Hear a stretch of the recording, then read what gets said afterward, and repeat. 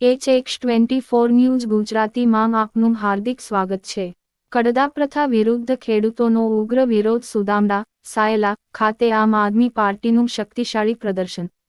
સુરેન્દ્રનગર જિલ્લાના સાયલા તાલુકાના સુદામડા ગામે આજે આમ આદમી પાર્ટી દ્વારા કડદા પ્રથા અને ખેડૂતો પર થતા સતત અત્યાચાર વિરુદ્ધ ભવ્ય કિસાન મહાપંચાયત યોજાઈ હતી।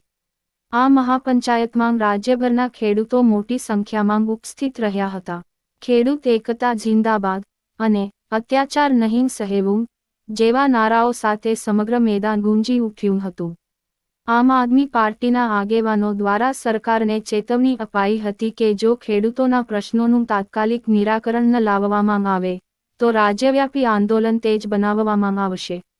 ખેડૂતોના હિત માટે ન્યાયની લડતને વધુ મજબૂત બનાવવાનો સંકલ્પ વ્યક્ત કરતા આગેવાનોએ સ્પષ્ટ શબ્દોમાં કહ્યું કે કડદા પ્રથા જેવી ગેરવ્યવસ્થાને હવે જમીનદોજ કર્યા વિના શાંતિ નહીં।